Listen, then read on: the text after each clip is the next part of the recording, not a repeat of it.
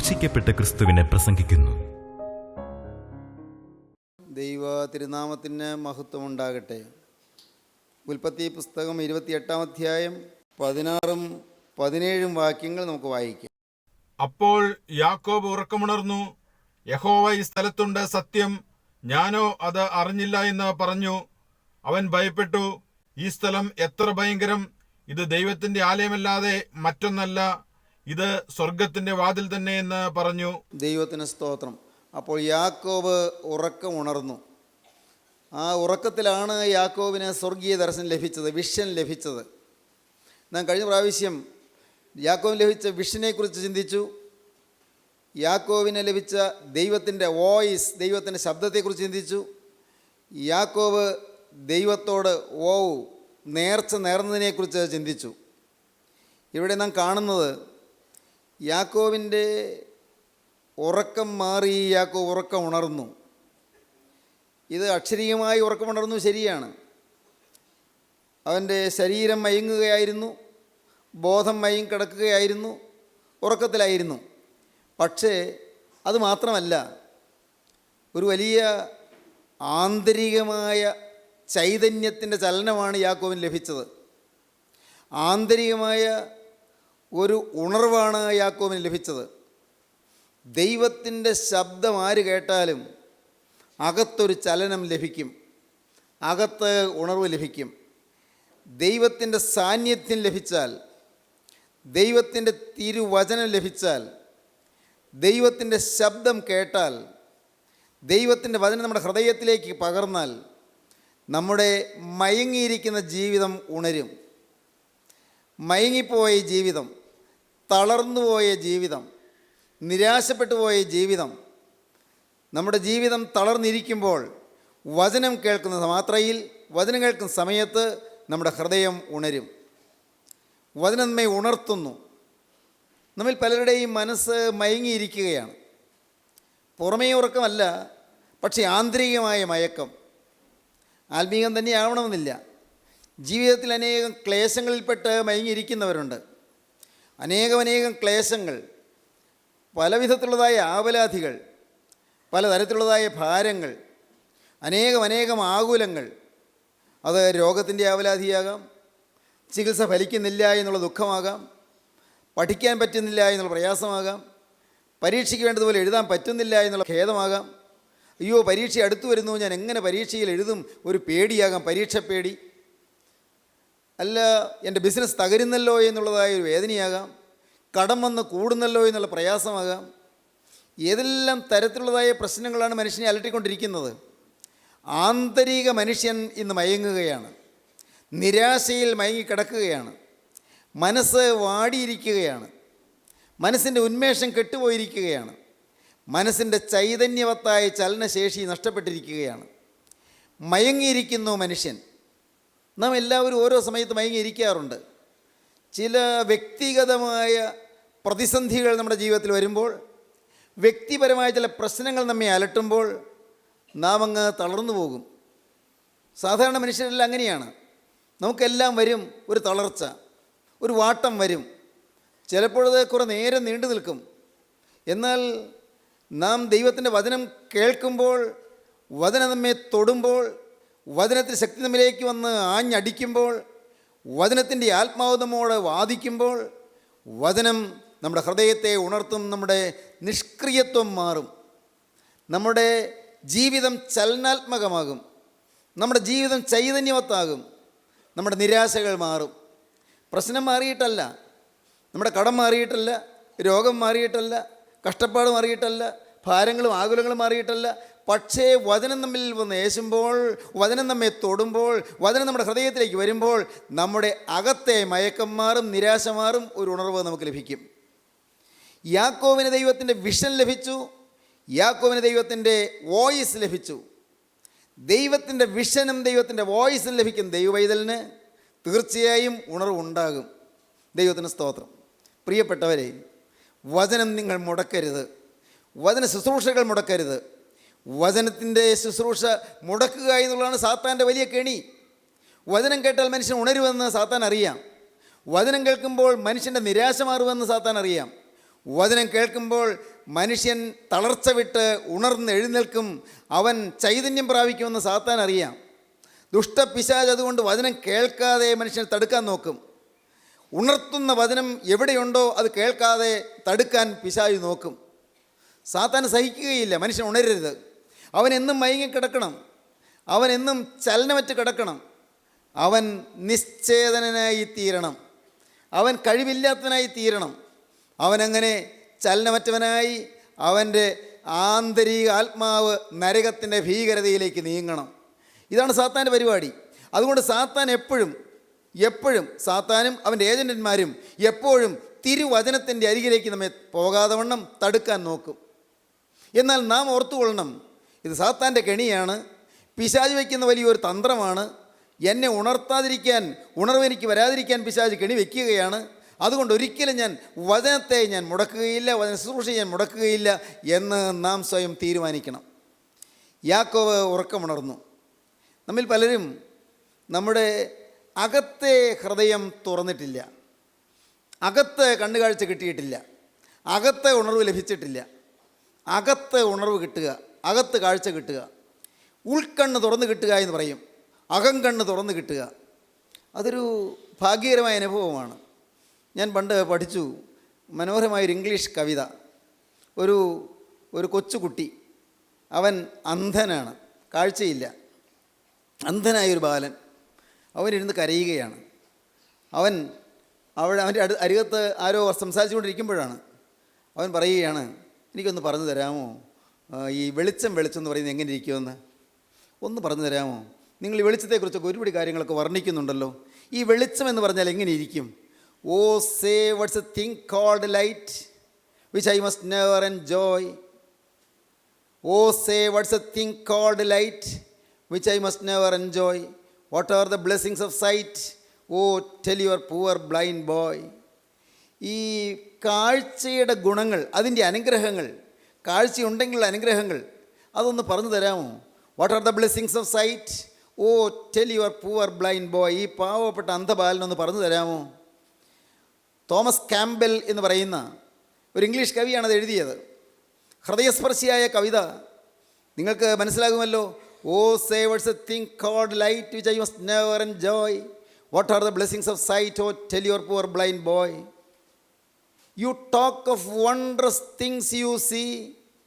You say the sun shines bright. I feel him warm, but how can he or make it day or night? You talk of wondrous things you see. നിങ്ങൾ കാണുന്ന അനേകം അത്ഭുതകരമായ കാഴ്ചകളെക്കുറിച്ചെല്ലാം നിങ്ങൾ പറയുന്നുണ്ട്. എനിക്ക് കാണാൻ പറ്റുന്നില്ലല്ലോ, ഞാൻ അന്ധനല്ലേ, എനിക്ക് കാണാൻ പറ്റുന്നില്ലല്ലോ. You talk of wondrous things you see. You say the sun shines bright. സൂര്യൻ നല്ല ജ്വലിച്ച് പ്രകാശിക്കുന്ന കാര്യം നിങ്ങൾ പറയുന്നുണ്ട്, വർണ്ണിക്കുന്നുണ്ട്. I feel him warm. എനിക്ക് സൂര്യൻ്റെ ചൂട് എനിക്ക് അനുഭവിക്കാൻ പറ്റുന്നുണ്ട്. I feel him warm, but how can he or make it day or night? സൂര്യൻ എങ്ങനെയാണ് ഈ പകലിൻ്റെ രാവ് ഉണ്ടാക്കുന്നത്? അതെങ്ങനെയാണ്? My day or night myself I make. എൻ്റെ പകലിൻ്റെ രാവും ഞാൻ തന്നെയാണ് ഉണ്ടാക്കുന്നത്. പാവം അന്തം പറയുകയാണ്, my day or night myself I make whenever I sleep or play. ഞാൻ ഉറങ്ങുമ്പോഴെല്ലാം എൻ്റെ രാത്രി, ഞാൻ ഉണർന്ന് കളിക്കുകയോ അല്ലെങ്കിൽ നടക്കുകയോ ചെയ്യുമ്പോൾ അപ്പോഴല്ല എൻ്റെ പകൽ. My day or night myself I make whenever I sleep or play. and could I ever keep awake with me to your always day. എപ്പോഴും ഉറക്കം തെളിഞ്ഞിരിക്കുകയാണോ? എന്നാൽ അത് മുഴുവൻ എനിക്ക് പകലാണ്. ഞാൻ ഉറക്കം തെളിഞ്ഞിരിക്കുമ്പോഴെല്ലാം പകൽ. മനോഹരമായ കവിതയിൽ അന്ധതയുടെ പാരവശ്യം വർണ്ണിക്കുകയാണ് ആ പാവം, ആ അന്ധനായ ബാലൻ. അതാണ് കവി അവിടെ അവതരിപ്പിക്കുന്നത്. നിങ്ങളോട് പറയട്ടെ, നമ്മുടെ പലരുടെയും ജീവിതം പുറമേ അന്ധതയില്ല. ഭാഗ്യവശാൽ നമുക്ക് കണ്ണ് കാണാം, നമുക്ക് ഈ പ്രകൃതിയിലെ ദൃശ്യങ്ങൾ കാണാൻ പറ്റുന്നുണ്ട്, നമുക്ക് വായിക്കാൻ പറ്റുന്നുണ്ട്, നമ്മുടെ പ്രിയപ്പെട്ടവരെ കാണാൻ പറ്റുന്നുണ്ട്, മനോഹരമായ പൂക്കളെയും ലതകളെയും സസ്യാദികളെയും എല്ലാം നമുക്ക് കാണാൻ പറ്റുന്നുണ്ട്. സൂര്യനെ കാണാം, ചന്ദ്രനെ കാണാം, പ്രകൃതി കാണാം, സുന്ദര വസ്തുക്കൾ കാണാം, എല്ലാം കാണാം. എന്നാൽ നമ്മുടെ അകത്ത് കണ്ണിൻ്റെ കാഴ്ച പോയിരിക്കുന്നു. അകം കണ്ണ് തുറന്നിട്ടില്ല. പലപ്പോഴും വിഷൻ കിട്ടാഞ്ഞിട്ടല്ല, ദൈവത്തിൻ്റെ വോയിസ് കിട്ടാഞ്ഞിട്ടല്ല. വിഷനുണ്ട്, വോയിസ് ഉണ്ട്, പക്ഷേ കണ്ണ് തുറക്കുന്നില്ല, ഉണരുന്നില്ല. ദൈവത്തിൻ്റെ വചനം കേൾക്കുന്ന അനേകം പേരും ഇന്ന് കണ്ണുകാഴ്ചയില്ലാത്തവരായിട്ടിരിക്കുന്നു. അപ്പോൾ വചനം കേൾക്കാത്തവരുടെ സ്ഥിതിയോ എത്രയോ ഭയാനകം. എൻ്റെ പ്രിയപ്പെട്ടവരെ, ജീവൻ്റെ വചനം എല്ലായിടത്തും വാരി വാരി എറിഞ്ഞിരുന്നെങ്കിൽ, വിതറിയിരുന്നെങ്കിൽ, വചനം എല്ലായിടത്തും വ്യാപിച്ചിരുന്നെങ്കിൽ, ജനം വചനമൊന്ന് കേട്ടിരുന്നെങ്കിൽ, നിഷ്കളങ്കമായ ലക്ഷ്യത്തോടെ സ്ഥാപിത താല്പര്യങ്ങളില്ലാതെ, നിക്ഷിപ്ത താല്പര്യങ്ങളൊന്നുമില്ലാതെ വചനം വിതയ്ക്കുന്ന ദൈവജനം, വിശുദ്ധജനം ഒന്ന് എഴുന്നേറ്റിരുന്നെങ്കിൽ, ദേശങ്ങൾ തോറും ഈ വിശുദ്ധിയുടെ വചനത്തിൻ്റെ ദീപശിഖ ഉയർത്തിപ്പിടിക്കുന്ന വീരജേതാക്കൾ എഴുന്നേറ്റിരുന്നെങ്കിൽ, ദൈവത്തിന് സ്തോത്രം. ഞാൻ പറയട്ടെ, വചനം ധാരാളം നാം കേൾക്കണം. വചനം കേൾക്കുമ്പോൾ ആന്തരികമായി മയക്കം മാറും, നാം ഉണരും, അകത്തെ കണ്ണ് തുറക്കും, ആത്മക്കണ്ണ് തുറക്കും. ഈ അകത്തെ കണ്ണ് തുറക്കുന്നതിനെക്കുറിച്ച് കർത്താവ് ഒരിക്കലും പറഞ്ഞു, പിതാവേ, സ്വർഗത്തിൻ്റെ ഭൂമിക്ക് നാഥനായുള്ളവേ, നീ ഇത് ജ്ഞാനികൾക്കും വിവേകികൾക്കും മറച്ച് ശിശുക്കൾക്ക് വെളിപ്പെടുത്തിയത് കൊണ്ട് ഞാൻ നിന്നെ വാഴ്ത്തുന്നു. അതേ പിതാവേ, ഇങ്ങനെയല്ലോ നിനക്ക് പ്രസാദം തോന്നിയത്. പല പണ്ഡിതന്മാർക്കും മനസ്സിലാകുന്നില്ല, ആത്മീയ മനസ്സിലാകുന്നില്ല. ജ്ഞാനികൾക്കും വിവേകികൾക്കും മറച്ച് ശിശുക്കൾക്ക് വെളിപ്പെടുത്തുന്ന മർമ്മമാണിത്. പണ്ഡിതന്മാർക്ക് മനസ്സിലാകുന്നില്ല, മഹാജ്ഞാനികൾക്ക് മനസ്സിലാകുന്നില്ല, താത്വിക ആചാര്യന്മാർക്ക് മനസ്സിലാകുന്നില്ല. പ്രിയപ്പെട്ടവരെ, നിങ്ങൾക്ക് കേൾക്കണമോ? റോബർട്ട് ഇംഗ്രിസോൾ വലിയ ചിന്തകനായിരുന്നു, പക്ഷേ അദ്ദേഹത്തിന് മനസ്സിലായില്ല. റോബർട്ട് ഇംഗ്രിസോൾ അദ്ദേഹം നിരീശ്വരനായിരുന്നു. യേശുക്രിസ്തുവിനെക്കുറിച്ചുള്ളതായ കാര്യങ്ങൾ വായിച്ചു, പക്ഷേ അദ്ദേഹത്തിന് ഗ്രഹിക്കാൻ കഴിയുന്നില്ല. അദ്ദേഹം വിശ്വസിച്ചില്ല. യേശുക്രിസ്തുവിനെ അദ്ദേഹം കൈക്കൊണ്ടില്ലെന്ന് മാത്രമല്ല, ഒന്നും വിശ്വസിക്കാൻ കഴിഞ്ഞില്ല. ബൈബിളങ്ങ് അദ്ദേഹം വിശ്വസിച്ചില്ല. ബൈബിൾ വെറും മിഥ്യയാണെന്ന് അദ്ദേഹം പറഞ്ഞു. നിങ്ങൾക്കറിയാമോ, ഒരിക്കൽ ട്രെയിനിൽ അദ്ദേഹം യാത്ര ചെയ്യുമ്പോൾ ലൂയി വാലസിനെ കണ്ടുമുട്ടി. യാദൃച്ഛികമായിട്ടാണ് കണ്ടുമുട്ടിയത്, പരസ്പരം അവർക്ക് പരിചയമില്ല. ലൂയി വാലസ് അദ്ദേഹം പ്രസിദ്ധനായ ഒരു ഭക്തനായ വിശ്വാസിയാണ്, വലിയ സാഹിത്യകാരനാണ്. ലൂയി വാലസിനെ കണ്ടുമുട്ടി. അവരെ തമ്മിൽ പരസ്പരം സംഭാഷണം ചെയ്തു, പരിചയപ്പെട്ടു, സംഭാഷണം തുടങ്ങി. പറഞ്ഞു, റോബർട്ട് ഇംഗ്രിസോൾ പറഞ്ഞു, ലൂയി വാലസിനെ ഞാൻ കേട്ടിട്ടേ ഉള്ളൂ, ഇന്ന് ആദ്യമായിട്ട് കാണുകയാണ്, സന്തോഷമായി. ലൂയി വാലസ് പറഞ്ഞു, റോബർട്ട് ഇംഗ്രിസോൾ ഞാൻ കേട്ടിട്ടുണ്ട്, പക്ഷേ ഇന്ന് ആദ്യമായിട്ട് കാണുകയാണ്, കൊള്ളാം, ഞാൻ അങ്ങയെക്കുറിച്ച് ധാരാളം കേട്ടിട്ടുണ്ട്. അവരെ പിരിയുന്നതിന് മുൻപ് റോബർട്ട് ഇംഗ്രിസോൾ പറഞ്ഞു, നിങ്ങൾ വലിയൊരു സാഹിത്യകാരനല്ലേ, നിങ്ങൾ ബൈബിളൊക്കെ വായിക്കുന്നയാളല്ലേ, ഞാൻ നിങ്ങളോട് പറയട്ടെ, ഈ ബൈബിൾ മിഥ്യയാണ്, ബൈബിൾ വെറും പൊള്ളയാണ്. ഈ വേദപുസ്തകം എന്ന് പറയുന്നത് അത് കേവലം അബദ്ധ പഞ്ചാംഗമാണത്. അതൊന്നും മനുഷ്യൻ വിശ്വസിക്കാൻ പോകുന്നില്ല. ബുദ്ധിയുള്ള മനുഷ്യൻ, ജ്ഞാനിയായ മനുഷ്യൻ, വിദ്യാഭ്യാസമുള്ള മനുഷ്യൻ, ശാസ്ത്രബുദ്ധി തെളിഞ്ഞ മനുഷ്യൻ ഈ വേദപുസ്തകമൊന്നും കൈക്കൊള്ളാൻ പോകുന്നില്ല. നിങ്ങളൊരു കാര്യം ചെയ്യൂ, നിങ്ങൾക്ക് ഗവേഷണ പഠനം നടത്താമല്ലോ, നിങ്ങൾ ഗവേഷണ പഠനം നടത്തൂ. എന്നിട്ട് ഈ ബൈബിൾ മിഥ്യയാണ് തെളിയിക്കൂ, അത് അബദ്ധമാണ് തെളിയിക്കൂ, ക്രിസ്തു തന്നെ ഒരു അബദ്ധമാണ് നിങ്ങൾ തെളിയിക്കൂ. ലൂയി വാലസിന് ഒരു പുതിയ ആശയം, ശരിയാണല്ലോ, ഇംഗ്രിസോൾ പറഞ്ഞത് ശരിയാണല്ലോ, ഒന്ന് പഠിക്കാം. ശരിക്കും ഇരുന്ന് പഠിച്ചു. കുറച്ചും കാലം പഠിച്ചത് 4 വർഷം. 40-ാമത്തെ വയസ്സിൽ അവർ തമ്മിൽ സംഭാഷണം തുടങ്ങി. 44-ാമത്തെ വയസ്സിലാണ് പഠിത്തം തീർന്നത്. ഫയലുകൾ എഴുതി വച്ചിരിക്കുന്നു. എല്ലാം പഠിച്ചു കിട്ടിയ ഫയലുകളെല്ലാം തയ്യാറാക്കി മേശപ്പുറത്ത് ഇരിക്കുകയാണ്. പുസ്തകം എഴുതാം. യേശുക്രിസ്തുവിനെ നിഷേധിച്ചുകൊണ്ടാണ് എഴുതാൻ പോകുന്നത്. യേശുക്രിസ്തു മിഥ്യയാണെന്നും ബൈബിൾ ഒരു അബദ്ധമാണെന്നും തെളിയിക്കാനുള്ള യത്നമാണ് ആ പുസ്തകം എഴുത്ത്. ഇദ്ദേഹം മേശപ്പുറത്തെല്ലാം തയ്യാറാക്കി വെച്ചു, പേനയെല്ലാം റെഡിയാക്കി വെച്ചു. അദ്ദേഹം എഴുതാനായിട്ട് ആരംഭിച്ചു. പെട്ടെന്ന് അദ്ദേഹത്തിന് എന്തോ ഒന്ന് സംഭവിച്ചതുപോലെ ചാടി എഴുന്നേറ്റു. അദ്ദേഹം കസേരയിൽ താഴെ മുട്ടിന്മേൽ നിന്നു. അദ്ദേഹം കൈ വിറച്ചുകൊണ്ട് കൂപ്പുകയോടെ അദ്ദേഹം ഏങ്ങലടിക്കാൻ തുടങ്ങി. യേശുവേ, നിന്നെ ഞാൻ നിഷേധിക്കും തോറും നീ സത്യമായും എനിക്ക് അനുഭവമായി തീരുന്നു. യേശുവേ, നീ എന്നോട് ക്ഷമിക്കണമേ. ഞാൻ നിന്നെ എതിർക്കാൻ നോക്കി, പക്ഷേ നീ എന്നെ കൈവിടുന്നില്ല.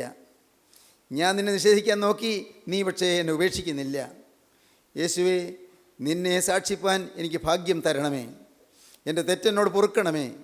ഞാൻ പഠിച്ചു വെച്ചതെല്ലാം യേശുവേ നിൻ്റെ മഹത്വത്തിന് വേണ്ടി ചെലവഴിക്കാൻ എനിക്ക് ഭാഗ്യം തരണമേ. അതിനായി നിൻ്റെ കൃപ എൻ്റെ മേൽ പകരണമേ പ്രാർത്ഥിച്ചു. ലൂയി വാലസ് വീണ്ടും കസേരയിൽ എഴുന്നേറ്റിരുന്നു. കസേരയിൽ എഴുതാൻ തുടങ്ങി. മനോഹരമായൊരു പുസ്തകം എഴുതി. യേശുക്രിസ്തുവിൻ്റെ മഹത്വത്തെ വർണ്ണിക്കുന്ന വിസ്തൃതമായൊരു നോവൽ. ആ നോവലിൻ്റെ പേര് ബെൻ ഹർ. നിങ്ങൾ ചിലർ ഇംഗ്ലീഷ് സാഹിത്യം അറിയാവുന്നവർ, ഭാഷ പഠിച്ചിട്ടുള്ളവർ ചിലർ വായിച്ചിട്ടുണ്ടാകും. ബെൻ ഹർ അതിവിസ്തൃതമായ മനോഹരമായ പുസ്തകം. യേശുക്രിസ്തുവിൻ്റെ ആ അത്ഭുതകരമായ സ്വർഗീയമായ സ്നേഹത്തെ പ്രകീർത്തിക്കുന്ന, യേശു മനുഷ്യ ജീവിതത്തിൽ വരുന്ന അത്ഭുതകരമായ വ്യത്യാസത്തെ പ്രകീർത്തിക്കുന്ന സുന്ദരമായ അതിമനോഹരമായൊരു ഗ്രന്ഥം അദ്ദേഹം എഴുതി. അതാണ് ബെൻ ഹർ. ദൈവത്തിന് സ്തോത്രം. സഹോദരങ്ങളെ, കണ്ണുകാഴ്ചയില്ലാത്ത ആളുകളുണ്ട്, അകത്ത് വെളിവില്ലാത്ത ആളുകളുണ്ട്, ഇന്നും ക്രിസ്തീയത്വം ഒരു മിഥ്യയാണ് ധരിക്കുന്ന ആളുകളുണ്ട്. ഞാൻ നിങ്ങളോട് പറയട്ടെ, ക്രിസ്തീയത്വത്തെ നിങ്ങൾ ബുദ്ധിയോട് പഠിക്കാൻ നോക്കണ്ട. ബുദ്ധിയിൽ തെളിവ് കിട്ടുകയില്ല. നിങ്ങൾ ബുദ്ധി കൊണ്ട് വിശകലനം ചെയ്യാൻ നോക്കണ്ട. നിങ്ങളിത് അനലൈസ് ചെയ്ത് പഠിക്കാൻ സാധിക്കുകയില്ല. നിങ്ങളൊരു കാര്യം ചെയ്യൂ, നിങ്ങൾ എളിമയോടെ ക്രിസ്തുവിൻ്റെ പാദപീഠത്തിരിക്കുന്നതെന്ന് വിശ്വസിച്ചുകൊണ്ട് നിങ്ങൾ മുട്ടുമടക്കൂ. എന്നിട്ട് പറയൂ, കർത്താവേ, നിസ്സാരനായി ഞാൻ ഒരു പാപിയാണ്, എന്നെ തന്നെ നിയന്ത്രിക്കാൻ കഴിവില്ല, എൻ്റെ ചിന്തകളെ നിയന്ത്രിക്കാൻ കഴിവില്ല, എൻ്റെ ബുദ്ധിയെ നിയന്ത്രിക്കാൻ കഴിവില്ല, എൻ്റെ വികാരങ്ങളെ നിയന്ത്രിക്കാൻ കഴിവില്ല, ഞാനോ പാപിയായൊരു മനുഷ്യൻ. എൻ്റെ നാഥ, ഞാൻ വിശ്വസിക്കുന്നു, ഇപ്പോൾ എൻ്റെ ഹൃദയം നീ കാണുന്നു, ഞാൻ വിശ്വസിക്കുന്നു. യേശുവേ, നീ എന്നെ സ്നേഹിക്കുന്നു, ഞാൻ വിശ്വസിക്കുന്നു. നാഥ, നിൻ്റെ പാദപീഠത്തിൽ മുട്ടുമടക്കിയിരിക്കുന്ന ഈ നിസ്സാരനായ പാപിയോട് നീ ഒന്ന് മനസ്സലിഞ്ഞ്, നാഥ, നിൻ്റെ തൃക്കരം, നിൻ്റെ ആണിപ്പാടുള്ള കരം എൻ്റെ ശിരസിലൊന്ന് വെക്കണമേ. എൻ്റെ കർത്താവേ, നിന്നെ സ്നേഹിപ്പാൻ എനിക്കൊരു പുതിയ ഹൃദയം തരണമേ. നീ ഒരു യാഥാർത്ഥ്യമാണെന്ന് എനിക്കൊരനുഭവം തരണമേ. എന്നെ പകയ്ക്കുന്നവർ കണ്ട് ലജ്ജിക്കേണ്ടതിന് നന്മയ്ക്കായ ഒരു അടയാളം എനിക്ക് തരണമേ. പ്രിയപ്പെട്ടവരെ, നിങ്ങൾ പ്രാർത്ഥിച്ചു നോക്കൂ, നിങ്ങൾക്ക് നേരെ അനുഭവം കിട്ടും. ആരും പ്രസംഗിക്കുന്ന അനുഭവം കേൾക്കണ്ട, ആരും സാക്ഷ്യം പറയുന്നത് നിങ്ങൾ കേൾക്കണമെന്നില്ല. എന്നാൽ നിങ്ങൾക്ക് തന്നെ അനുഭവം കിട്ടും. യേശു പ്രാർത്ഥന കേൾക്കുന്നവനാണെന്ന്, യേശു നിങ്ങളുടെ ഏങ്ങലടികൾ ഏറ്റെടുക്കുന്നവനാണെന്ന്, യേശു നിങ്ങളുടെ കണ്ണുനീര് തുടയ്ക്കുന്നവനാണെന്ന്, യേശു നിങ്ങളുടെ രോഗം മാറ്റുന്നവനാണെന്ന്, യേശു നിങ്ങൾക്ക് ആശ്വാസം തരുന്നവനാണെന്ന്, യേശു നിങ്ങൾക്ക് വെളിവ് തരുന്നവനാണെന്ന്, യേശു നിങ്ങൾക്ക് ധൈര്യം തരുന്നവനാണെന്ന് നിങ്ങൾക്ക് തന്നെത്താൻ അനുഭവം കിട്ടും. വേറെ ആരും പറയുന്നതല്ല, അവനവൻ നിങ്ങൾക്ക് അനുഭവിക്കാം. ദൈവത്തിന് സ്തോത്രം. ദൈവത്തിൻ്റെ വലിയ നാമം മഹത്വപ്പെടട്ടെ. യാക്കോവിന് ഉണർവുണ്ടായി, യാക്കോവ് ഉറക്കമുണർന്നു. ദൈവത്തിന് സ്തോത്രം. ദൈവ ശബ്ദം കേട്ട് ഇന്ന് നിങ്ങൾക്ക് ഉണരാൻ തോന്നുന്നുണ്ടോ? നിങ്ങളെ ഉണർത്താൻ കർത്താവിന് ആഗ്രഹമാണ്. നിങ്ങൾ ചില കാര്യങ്ങളിൽ മയങ്ങിക്കിടക്കുകയാണ്, ചില വിഷയങ്ങളിൽ നിങ്ങൾ മയങ്ങിക്കിടക്കുകയാണ്. നിങ്ങളുടെ അകത്തെ കണ്ണ് തുറക്കാൻ നിങ്ങൾക്ക് മനസ്സില്ല. അവിശ്വാസം കൊണ്ട് കണ്ണടഞ്ഞിരിക്കുന്നവരുണ്ട്. ദൈവത്തെ അവിശ്വസിക്കുന്നവർ, ദൈവത്തെ വിശ്വസിക്കാത്തവർ, ക്രിസ്തുവിനെ അംഗീകരിക്കാത്തവർ, ക്രിസ്തു ആരാണെന്ന് അറിയാത്തവർ, ക്രിസ്തുവിൻ്റെ അപ്രമേയ ധനത്തെ ഗ്രഹിക്കാത്തവർ, ക്രിസ്തുവിൻ്റെ അത്ഭുത വ്യക്തിത്വത്തെ ഗ്രഹിക്കാത്തവർ എത്രയോ പേരുണ്ട് ലോകത്ത്. പ്രിയപ്പെട്ടവരെ, ലോകം നോക്കിയാൽ ഒരു ഭോഷത്വമല്ലേ? ലോകം നോക്കിയാൽ ക്രൂശ് ഒരു ഭോഷത്വമല്ലേ? എന്തൊരു വിഡ്ഢിത്തമായിപ്പോയി. യേശു എന്തിനാണ് കുരിശിൽ മരിച്ചത്? യേശുവിനെ രക്ഷപ്പെടാമായിരുന്നല്ലോ. കഴിഞ്ഞൊരവസരത്തിൽ ഞാൻ തന്നെ പറഞ്ഞത് നിങ്ങൾ ഓർക്കുമായിരിക്കും. യവനന്മാർ, ഗ്രീക്കുകാർ, ഗ്രീസിൽ നിന്നുള്ളവർ, അവർ വന്ന് യേശുവിനെ ക്ഷണിച്ചു, യേശുവിനെ വിളിച്ചു. നീ തട്ടും തൊഴിയും കയറ്റ് ഇവിടെ കഴിയേണ്ട, നിൻ്റെ സ്വന്തക്കാർ യഹൂദന്മാർ നിന്നെ തള്ളുന്നല്ലോ, അതുകൊണ്ടുകൊണ്ട് നീ ഇവിടെ കഴിയേണ്ട. നിന്നെ ആദരിക്കാൻ ഞങ്ങൾക്കറിയാം, ഞങ്ങൾ ബുദ്ധിജീവികളെ മാനിക്കുന്നവരാണ്. അരിസ്റ്റോട്ടിനെയും സോക്രട്ടീസിനെയും പ്ലേറ്റോയെയും ആദരിച്ച ബുദ്ധിജീവികളുടെ നാടാണ് ഞങ്ങളുടെ നാട്. നീ ഇവിടെ വലയണ്ട, നീ ആളുകളുടെ അവഗണന ഏൽക്കണ്ട, വരൂ, നിന്നെ ഞങ്ങൾ സൽക്കരിച്ചു കൊള്ളാം എന്ന് പറഞ്ഞ് യവനന്മാർ, ഗ്രീസിൽ നിന്നുള്ള ബുദ്ധിജീവികൾ യേശുവിൻ്റെ അരികിൽ വന്നു. പ്രിയപ്പെട്ടവരെ, യേശു അത് സ്വീകരിക്കാഞ്ഞത് ലോകം നോക്കുമ്പോൾ മണ്ടത്തരമാണ്, ലോകം നോക്കുമ്പോൾ ഒരു വിഡ്ഢിത്തമാണ്. അത് സ്വീകരിച്ചിരുന്നെങ്കിൽ കുരിശുമരണം ഒഴിവാക്കാമായിരുന്നില്ലേ? അത് സ്വീകരിച്ചിരുന്നെങ്കിൽ വെറുതെ മുഖത്ത് തുപ്പലേൽക്കണമായിരുന്നോ? അത് സ്വീകരിച്ചിരുന്നെങ്കിൽ കന്നത്തടി ഏൽക്കണമായിരുന്നോ? ആ വലിയ സൽക്കാരവും ആ ബഹുമതിയും അംഗീകാരവും ആ പരിഗണനയും എല്ലാം സ്വീകരിച്ചിരുന്നെങ്കിൽ യേശുവിനെ കുരിശും ചുമന്നുകൊണ്ട് പോകണമായിരുന്നോ? സകലരാൽ ഉപേക്ഷിക്കപ്പെട്ട് ആരോരും തുണയില്ലാതെ രണ്ട് കൊള്ളക്കാരുടെ മധ്യത്തിൽ അവരിൽ ഒരാളെ പോലെ, ഒരു കൊള്ളക്കാരനെ പോലെ അങ്ങനെ ക്രൂശിന്മേ കിടന്ന് വേദനയേറ്റ് പിടയണമായിരുന്നു. പ്രിയപ്പെട്ടവരെ, ലോകത്തിന് മുമ്പിൽ ഒരു ഭോഷത്വമാണ്, കുരിശൊരു ഭോഷത്വമാണ്. എന്നാൽ ഞാൻ നിങ്ങളോട് പറയട്ടെ, ദൈവത്തിന് സ്തോത്രം, അങ്ങനെയുള്ള ലോകത്തിൻ്റെ മുമ്പിൽ ഭോഷത്വമായി തിരഞ്ഞെടുത്ത യേശു ക്രിസ്തുവിൻ്റെ അനുയായികൾ ലോകത്തെ കീഴ്മേൽ മറിക്കുന്നു. ദൈവത്തിന് സ്തോത്രം. അങ്ങനെയുള്ളവർ അവരുടെ ജീവിതത്തിൽ വരുന്ന വ്യതിയാനം മൂലം അവരുടെ സ്വഭാവത്തിൽ വരുന്ന മാറ്റം മൂലം, പോസിറ്റീവ് ചേഞ്ച് അവരുടെ ജീവിതത്തിൽ വരുന്നത് മൂലം, അവരുടെ ജീവിതത്തിലെ വ്യതിയാനങ്ങൾ മൂലം അവർ ലോകത്തെ കീഴ്മേൽ മറിക്കുന്നു. ദൈവത്തിന് സ്തോത്രം. അവരുടെ ജീവിതം അനേകർക്ക് മാതൃകയായി മാറുന്നു. അവരുടെ ജീവിതം ആത്മാക്കളെ ആവേശം കൊള്ളിക്കുന്നു. അവരുടെ ജീവിതം തലമുറകളെ പ്രകമ്പനം കൊള്ളിക്കുന്നു. ഹല്ലേലൂയ, ദൈവത്തിന് സ്തോത്രം. ദൈവമക്കളെ, വിശുദ്ധന്മാരുടെ ജീവിതം, അവർ ചൊരിഞ്ഞ രക്തം, അവരുടെ ആ രക്തസാക്ഷികളുടെ രക്തം ഇന്ന് വിശ്വാസികൾക്ക് വളമായി തീർന്നിരിക്കുന്നു. സഭയുടെ മൂല്യവത്തായ വളമായി മാറിയിരിക്കുന്നു. ദൈവത്തിൻ്റെ വലിയ നാമം മഹത്വപ്പെടട്ടെ. നിങ്ങളോട് ചോദിക്കട്ടെ, നിങ്ങളുടെ ജീവിതം എറിഞ്ഞു കൊടുക്കാൻ മനസ്സോ, യേശുവിൻ്റെ കൈകളിലേക്ക് വിട്ടുകൊടുക്കാൻ മനസ്സോ? അതൊരു ഭോഷത്വമല്ല, അതൊരു മഹാജ്ഞാനമാണ്. യേശുവിനായി നിങ്ങളെ തന്നെ വിട്ടുകൊടുക്കുക. ഒരിക്കലും നിങ്ങൾ വിട്ടിത്തെന്ന് കരുതണ്ട. ദൈവത്തിന് സ്തോത്രം. അത്യുന്നതിൻ്റെ കൈകളിലേക്കാണ് നിങ്ങളുടെ ജീവിതം കൊടുക്കുന്നത്. യേശുവിനോടാണ് നിങ്ങൾ വാക്ക് പറയുന്നത്. നിങ്ങളുടെ ഈ അല്പ ആയുസ് യേശുവിൻ്റെ ആണിപ്പാടുള്ള കരങ്ങളിലേക്കാണ് കൊടുക്കുന്നത്.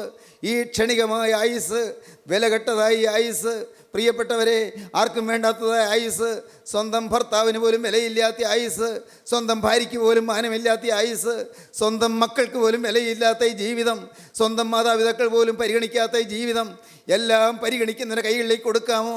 പ്രിയപ്പെട്ടവരെ, പൈസയില്ലാതെ ഞെരുങ്ങുന്ന ജീവിതം, ആരോഗ്യമില്ലാതെ വറ്റി വരേണ്ട ജീവിതം, മനസ്സ് എല്ലാ സ്വസ്ഥതയും നഷ്ടപ്പെട്ടതായി മനസ്സ് ഉലയുന്ന ജീവിതം യേശുവിൻ്റെ കൈകളിലേക്ക് നിങ്ങൾ കൊടുക്കാമോ? യേശു നിങ്ങൾക്ക് ആശ്വാസം തരും.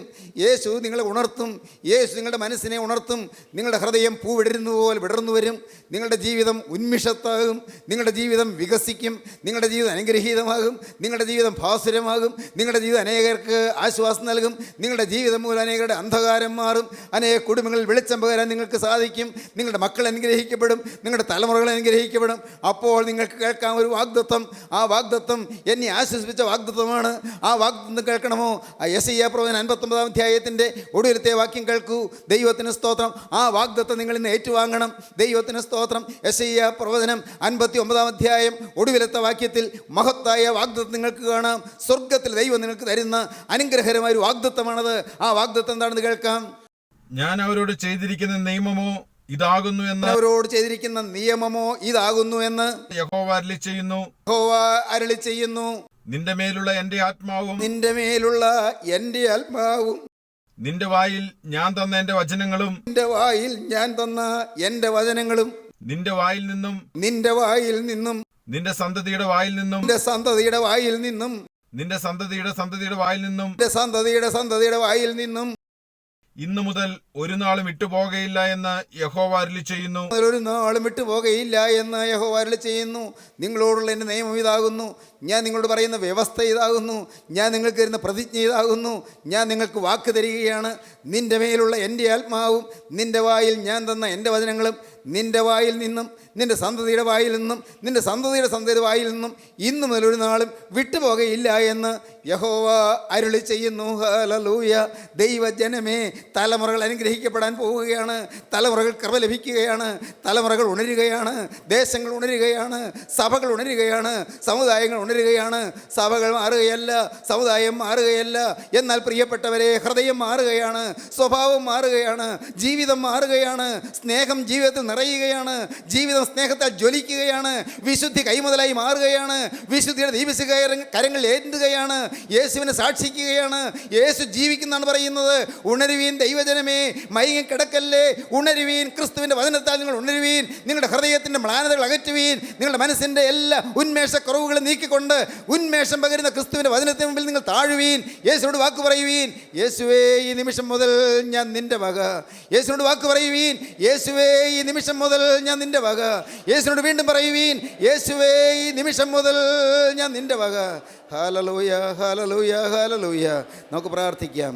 കരുണയുള്ള കർത്താവേ, ഈ മനോഹരമായ സമയത്തിനായി ഞങ്ങൾ നിന്നെ സ്തുതിക്കുന്നു. അവിടുത്തെ ജീവൻ്റെ സാന്നിധ്യം ഞങ്ങൾക്ക് തരുന്നതിനായി ഞങ്ങൾ നിന്നെ സ്തോത്രം ചെയ്യുന്നു. അപ്പോൾ ഈ വചനം കേട്ട് എല്ലാവരെയും അനുഗ്രഹിക്കണമേ. എല്ലാവരെയും തലോടണമേ. കണ്ണുനീര് തുടയ്ക്കണമേ. ഭാരതത്തിലിരിക്കുന്നവർക്ക് ആശ്വാസം നൽകണമേ. മനസ്സമാധാനം നൽകണമേ. കുടുംബശാന്തി നൽകണമേ. എൻ്റെ കർത്താവേ, രോഗികളെ സൗഖ്യമാക്കണമേ. നന്മകളാൽ നിറയ്ക്കണമേ. കൃപയിൽ പൊതിയണമേ. യേശുനാഥൻ്റെ അൻപുള്ളവൻ നാമത്തിൽ തന്നെ. ആമീൻ. ഹല്ലേലൂയ.